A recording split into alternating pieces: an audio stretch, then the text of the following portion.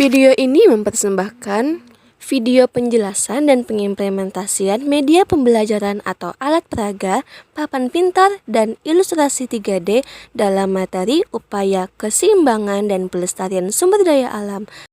Kelas 4, tema 4, subtema 2, pembelajaran 1.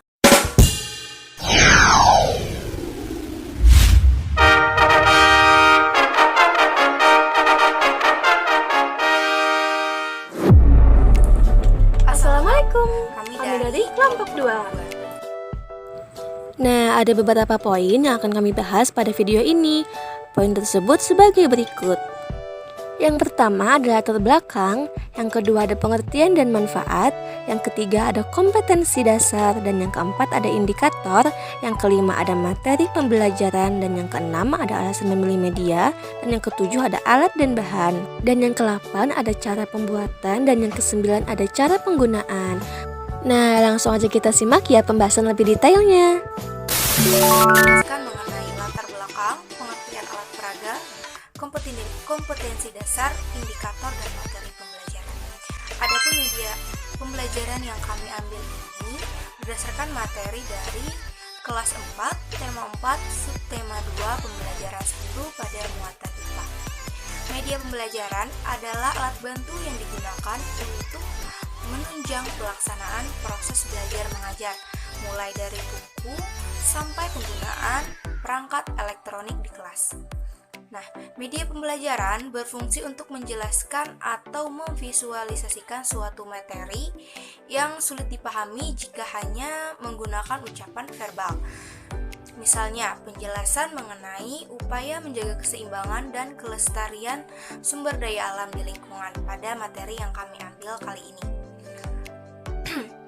Dan jenis media yang akan kami gunakan yaitu adalah media ajar papan pintar yang dikombinasikan dengan ilustrasi 3 dimensi. Dan untuk materi pembelajaran yang kami ambil itu adalah kelas 4, tema 4, subtema 2, pembelajaran 1, materi upaya menjaga keseimbangan dan pelestarian sumber daya alam lingkungan. Pengertian media pembelajaran atau alat peraga. Beberapa pengertian alat peraga atau media pembelajaran menurut beberapa para ahli, dan saya mengambil menurut Sujana tahun 2009. Pengertian alat peraga, pendidikan adalah suatu alat yang dapat diserap oleh mata dan telinga dengan tujuan membantu guru agar proses belajar mengajar siswa lebih efektif dan efisien.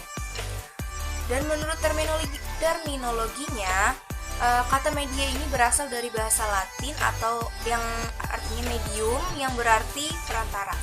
Media pembelajaran juga dapat didefinisikan sebagai berikut.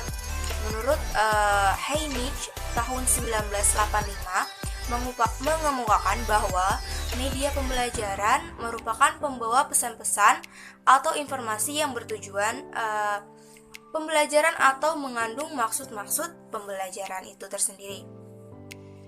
Adapun manfaat dari media pembelajaran atau alat peraga, yang pertama itu adalah menimbulkan minat sasaran pendidikan.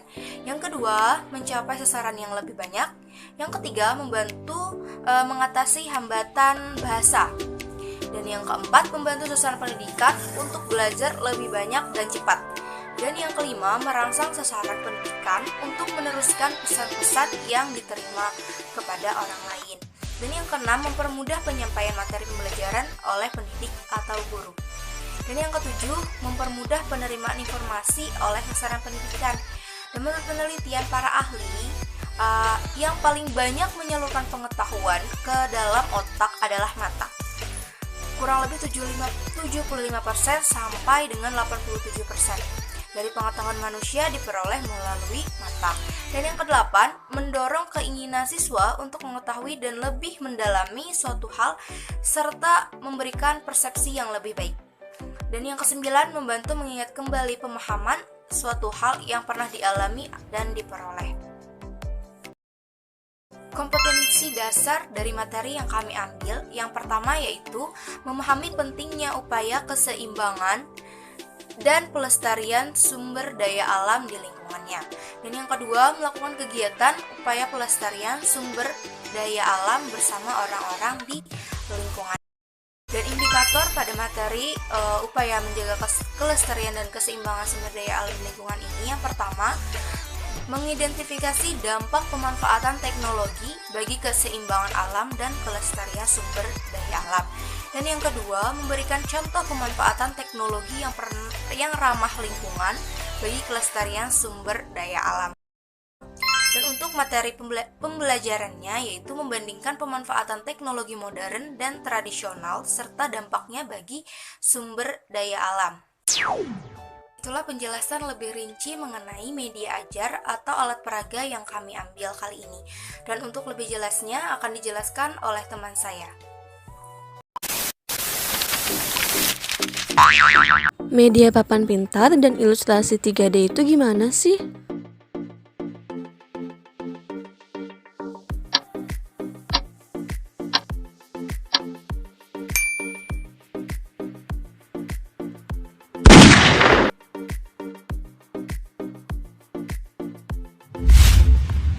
Ya, jadi di sini saya akan menjelaskan nantinya mengenai alasan memilih media, papan pintar dan ilustrasi 3D, dan alat dan bahan, cara penggunaan, dan cara pembuatannya juga. Nah, jadi di sini saya ingin melanjutkan materi selanjutnya yaitu tentang alasan kami memilih media pembelajaran papan pintar dan ilustrasi 3D ini. Apa ya alasannya? Mari kita simak. Nah, jadi alasan kami memilih media ini yaitu media pembelajaran papan pintar dan ilustrasi 3D dikarenakan kami merasa media ini cocok dengan materi yang kami ambil, yaitu materi tentang upaya keseimbangan dan pelestarian sumber daya alam. Dikarenakan materi kami ini, materi upaya keseimbangan dan pelestarian sumber daya alam ini itu tidak bisa jika hanya dijelaskan oleh kata-kata saja. Nah, karena pada dasarnya kan karakter anak SD itu suka dan cepat memahami dan mengamati sesuatu hal itu jika ada bentuk nyatanya atau bentuk konkretnya. Seperti apa? Seperti media ini. Nah, karena media ini bisa kita lihat langsung, bisa kita pegang langsung, bisa kita amati langsung, seperti itu. Nah, jadi terlebih lagi jika disediakan gambar yang bisa mereka lihat secara langsung dan sering mereka lihat di dalam kehidupan sehari-harinya. Nah, karena kan anak ini identik dengan sesuatu hal yang ada di lingkungannya. Nah, jika suatu hal yang ada di lingkungan itu bisa bersangkutan dengan materi yang kita ajarkan, media yang kita sediakan juga, maka mereka akan lebih antusias untuk mengamati dan memahami materi tersebut melalui media pembelajaran ini, seperti itu.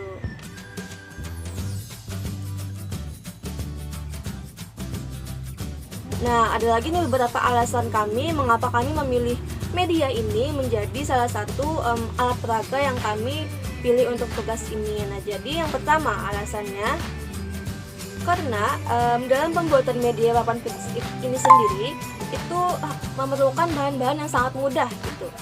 Mudah dicari, mudah didapat, mudah kita temukan, pokoknya mudah lah ya, sehingga memudahkan kita sebagai pendidik nantinya dalam pembuatannya juga. Nah, dan juga dengan media ini membuat siswa itu lebih aktif melakukan kegiatan seperti mengamati media tersebut. Nah gitu, dengan media ini tidak hanya bahan yang mudah, terus harganya juga yang murah. Nah, kami tidak hanya menggunakan media papan pintar ini saja, tetapi kami juga mengkombinasi dengan ilustrasi 3D seperti yang sudah saya sebutkan pada judul media kami. Nah, jadi ilustrasi 3D ini alasannya kenapa kami memilih mengkombinasi dengan papan pintar tersebut, dikarenakan dengan media ilustrasi 3D ini dapat memberikan penyajian secara konkret gitu, secara nyata dan menghindari verbalisme. Nah, jadi dengan adanya gambar-gambar ilustrasi 3D yang bentuknya tuh seperti kayak nyata gitu ya, yang bisa kita lihat. Nah, jadi juga dapat menunjukkan alur suatu proses yang terjadi pada materi ini. Nah gitu, dan juga dapat memperlihatkan struktur organisasinya secara jelas. Jadi nanti saya akan tampilkan di sini. Nah, itu salah satu contoh dari detail ilustrasi 3D-nya itu.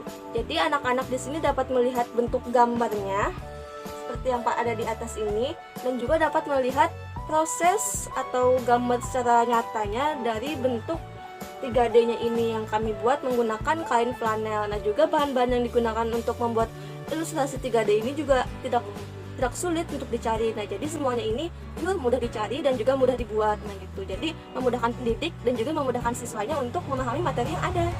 Itu alasan kami, oke? Nah, sekarang kita masih ketemu dengan Ayla. Oke, jadi di sini selanjutnya kita akan membahas tentang alat dan bahan yang kami gunakan dalam membuat media ini. Nah, yang pertama yaitu ada styrofoam 1, tapi kita potong menjadi 2 bagian seperti yang ada di bawah ini dan untuk yang di dindingnya. Nah, styrofoam 1 dan kertas karton secukupnya, kertas HVS juga secukupnya, gambar yang telah di-print untuk ditempelkan pada dinding ini seperti yang ada di sini. Nah, yang kelima yaitu penggaris panjang, dan yang keenam ada gunting, dan yang ketujuh ada pensil, yang ke-8 ada pensil warna, yang ke-9 ada spidol, yang ke-10 ada lakban bening atau plester bening, yang ke-11 ada double tip, yang ke-12 ada kain flanel, yang ke-13 ada tali pita, seperti itu, seperti yang di ujung. Nah, yang ke-15 ada kertas origami. Nah, mudah saja bukan? Ada beberapa alat dan bahan yang sangat mudah kita cari dan mudah kita gunakan, dan tidak hanya mudah dicari, tetapi juga harga yang terjangkau. Untuk detail bahannya, nanti saya akan cuplikan beberapa gambar dan alat bahan yang kami gunakan.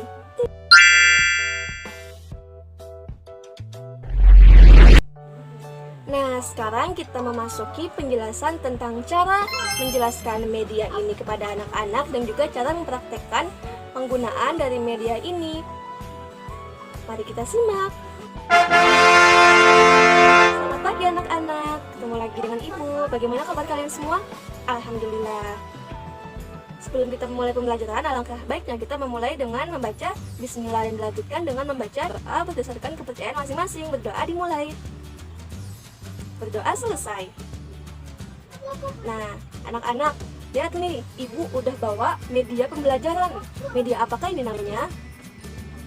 Media buku, Bu. Kurang tepat, langsung saja ya Ibu jelaskan.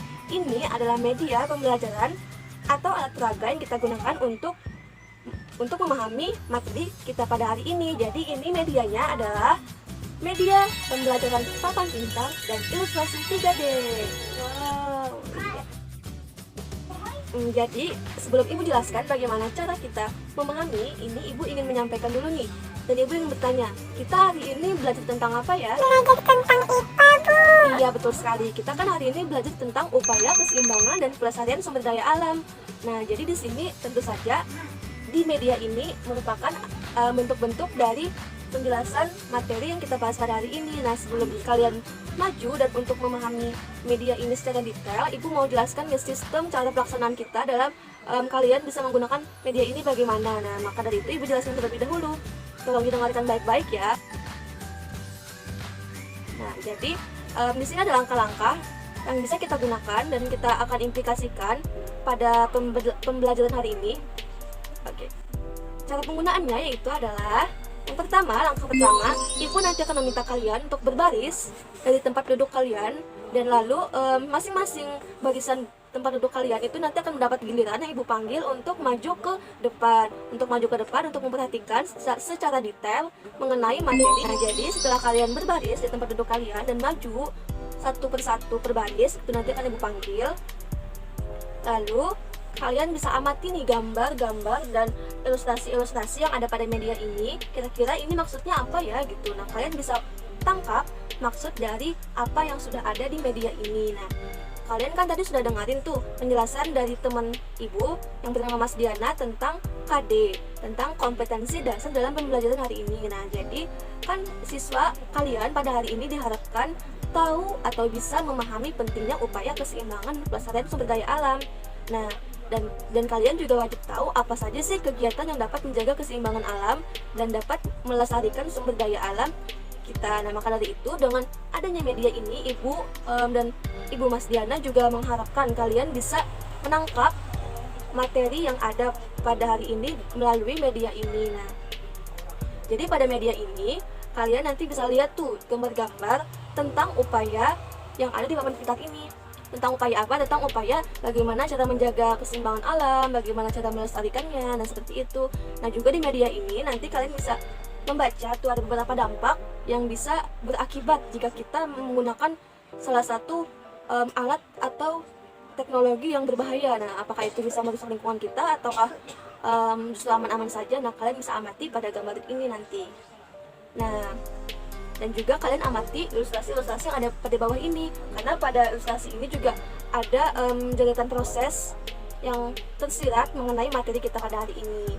Nah, setelah semua barisan itu telah melihat, setelah kalian sudah melihat semuanya, ketika kalian sudah memberikan penyampaian isi dari kepala kalian mengenai bahasan yang materi yang ada pada media ini, maka selanjutnya ibu akan menyimpulkan apa yang menjadi pembahasan kita pada hari ini, dan ibu akan menyimpulkan apa-apa aja beberapa pendapat dari kalian, menyimpulkan isi kepala kalian semua dan menyatukannya menjadi suatu kesimpulan yang berisikan inti dari materi kita pada hari ini yang terkait dengan apa yang sudah ditampilkan oleh media ini gitu. Oke, sekarang karena ibu sudah menjelaskan nih langkah-langkah yang akan kita gunakan, yang akan kita aplikasikan pada hari ini, bagaimana step-step kita dalam melihat media ini, maka selanjutnya kita akan mengimplikasikannya. Nah, oke, yang pertama ibu akan nyuruh kalian untuk maju. Kan ini ada 3 baris nih, 1, 2, 3 misalnya. Nah, jadi ibu mau barisan pertama, barisan pojok untuk maju ya, melihat media ini. Silakan ibu kasih waktu 10 menit. Oke, karena semua baris sudah maju, maka selanjutnya ibu mau nanya nih, apa aja sih yang kalian tangkap dari materi ini? Apa aja sih gambar yang kalian lihat pada media ini? Gitu, dan apa aja sih yang kalian bisa tangkap dari ilustrasi 3D yang ada pada bawah ini? Nah, sekarang ayo ibu mau kalian untuk mengemukakan pendapatnya sebelum ditunjuk. Ayo silakan. Iya, betul sekali, anak-anak ibu semua sangat aktif, alhamdulillah. Nah, iya, jadi pendapat kalian semua itu benar sekali, tidak ada yang salah. Tapi ibu hanya di sini berperan untuk melengkapi dan menyimpulkan semua isi dari kepala kalian. Nah, baiklah. Jadi di sini ibu akan menjelaskan secara detail mengenai media ini ya. Jadi tolong perhatikan. Nah, baiklah. Jadi karena kalian sudah menyimpulkan isi pendapat dari kalian sudah menyampaikan. Nah, selanjutnya giliran ibu nih yang mengeluarkan pendapat ibu. Oke, bukan pendapat sih, tapi ibu di sini lebih menyimpulkan apa yang sudah kalian kemukakan. Nah, jadi di sini ibu ingin jelaskan secara detail dan terurai juga mengenai pokok materi pembelajaran kita pada hari ini. Nah, jadi kan materi kita pada hari ini yaitu tentang upaya keseimbangan dan pelestarian sumber daya alam. Nah, tadi kan menurut kalian juga beberapa dari kalian sudah menyimpulkan juga tuh, iya itu tentang itu bu, tentang upaya menjaga alam, tentang alat-alat yang digunakan pada alam. Nah, iya betul sekali, tidak ada yang salah, alhamdulillah. Nah, jadi di sini ibu ingin menjelaskan nih poin pertama yang ada pada di dindingnya. Jadi ini bagian dinding, oke, bagian dindingnya. Nah, di sini ada gambar beberapa 3 poin, yaitu awannya, bentuk awan maksudnya. Nah, jadi di sini ada poin yang dimana itu adalah dampak pemanfaatan teknologi bagi keseimbangan dan pelestarian sumber daya alam. Nah, jadi di sini ada dampak-dampaknya nih. Yang pertama ada dampak dari penggunaan gergaji misalkan tuh menjadi pohon tumbang. Nah, pohon tumbang dapat mengakibatkan nih longsor, terus hewan-hewan yang tinggal di pada hutan itu menjadi tidak mempunyai tempat tinggal gitu, dan ini ada dampaknya itu menjadi longsor dan menjadi banjir. Nah, itu dampak-dampak dari pemanfaatan teknologi bagi keseimbangan dan pelestarian sumber daya alam. Pemanfaatannya itu tidak memanfaatkan secara positif gitu, tapi mereka justru mengakibatkan dampak yang buruk bagi alam kita. Jadi jangan sampai menggunakan alat untuk merusak alam kita gitu. Lanjut ke poin yang kedua, yaitu ada upaya keseimbangan dan pelestarian sumber daya alam nih, poin kedua. Nah, jadi upayanya itu kan bisa berupa nih seperti reboisasi, penanaman ulang kembali, terus ada menanam tanaman dengan menyiramnya setiap pagi. Nah, itu juga merupakan salah satu ini ya, cara kita untuk menjaga tanaman kita gitu kan, karena satu tumbuhan itu kan merupakan salah satu udara yang kita serap juga. Jadi jika kita memiliki tanaman yang banyak, tanaman yang rindang, maka suasana rumah kita tuh juga akan sejuk gitu kan. Anak-anak, siapa nih suka di antara kalian suka menanam-nanam nih, pasti rumahnya rimbun, sejuk juga. Yang ketiga ya ini ada nih membersihkan selokan. Nah, membersihkan selokan kan itu menghindari dari dampak terjadinya banjir. Nah, yang keempat yaitu membuang sampah pada tempatnya. Nah, itu adalah upaya-upaya yang bisa kita lakukan untuk menjaga keseimbangan dan pelestarian sumber daya alam kita. Nah, yang ketiga ini adalah contoh-contoh teknologi tradisional dan modern dalam profesi nelayan. Siapa nih di antara kalian yang memiliki ayah yang berprofesi sebagai nelayan? Ayo tunjuk tangan. Nah, jadi mungkin kalian bisa sering melihat itu ya, ayah kalian itu membawa alat-alat tertentu. Nah, jadi di sini kan ada 2 alat itu. Gimana nih muka Sari? Ada 2 alat ya. Nah, di sini ada alat yang modern. Nah, jadi yang ini ada pertama ada racun. Nah, ada penggunaan racun. Penggunaan racun ini sebenarnya tidak baik digunakan karena dapat merusak terumbu karang anak-anak. Tetapi nelayan modern itu lebih suka menggunakan alat-alat tersebut karena kan cepat menghasilkan ikan yang banyak gitu, cepat menghasilkan ikan yang banyak. Nah, ada ini juga nih, pukat harimau. Terus nah, ini penggunaan alat elektronik gitu cuma. Nah, yang ketiga ini ada bahan peledak nih, ada bahan peledak. Di sini ada dari penyerapan sinar elektronik gitu. Nah, ini merupakan alat-alat yang modern. Alat-alat yang modern ini atau teknologi modern ini itu kebanyakan dapat merugikan alam kita karena dapat merusak terumbu karang, merusak ikan-ikan kecil dan lain sebagainya anak-anak. Nah, maka dari itu seharusnya yang kita wajib upayakan itu kita harus menggunakan alat tradisional karena alat tradisional ini tidak begitu banyak membawa dampak buruk bagi keadaan laut kita. Nah, jadi yang pertama ini ada alat tradisional. Yang pertama ada alat pancing atau pancingan yang bisa kita kenal, tinggal ditambahi umpan terus diangkat di ikannya, jadi nggak merugikan air atau merugikan terumbu karang, enggak. Nah, jadi yang kedua ini ada tombak. Tombak ini tinggal sep, udah deh ketangkap ikannya gitu. Dan yang ketiga ini ada jaring, dan yang ketiga ini ada jaring juga, kayak kan sama yang itulah pokoknya anak-anak. Apa ya namanya? Nah, yang keempat ini ada namanya perangkap ya, saringan perangkap itu mungkin ya. Iya betul. Nah, iya betul sekali Anissa tadi ya. Terima kasih udah bagi itu. Nah, jadi itu tadi gambar-gambar yang ada. Oke. Tadi kan kalian udah paham ya? Udah paham gak nih? Alhamdulillah, iya. Alhamdulillah. Nah, jadi kan ilustrasi 3D ini adalah salah satu bentuk yang berbeda aja, tapi poinnya itu sama aja anak-anak. Nah, jadi yang pertama ini kan ada, tadi kan dampak-dampaknya ya, jadi di sini ada dampak-dampaknya tuh, tapi berupa gambar, ilustrasi yang dapat muncul gitu kan. Kalau tadi kan berupa print out yang bisa kita lihat doang, tapi ini kita bisa lihat pegang, terus tuh berupa ilustrasinya aja gitu. Jadi di sini ada dampaknya, kelihatan gak sih? Nah, jadi ini ada dampak dari penebangan pohon tadi. Ini ada orang yang sedang menebang pohon ini gergajinya anak-anak. Iya, itu sekali ya. Nah, terus ini ada dampaknya itu terjadi longsor, terus banjir, ini longsor tuh, terus ini banjir gitu anak-anak. Nah, selanjutnya ini tadi itu kan ada upayanya. Nah, upaya ini sama nih melakukan reboisasi, penanaman ulang kembali, terus ada menyiram tanaman, membuang sampah di tempatnya. Nah, seperti itu. Nah, kalau ini itu berupa tulisan aja, mudah sekali dipahami karena di sini ada penjelasan secara tertulis gitu mengenai penggunaan teknologi bagi sumber daya alam kita. Tadi kan ada 2 tuh, ada teknologi modern dan teknologi tradisional.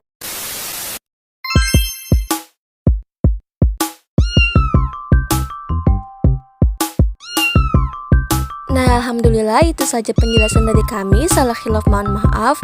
Wassalamualaikum warahmatullahi wabarakatuh. Terima kasih sudah menonton.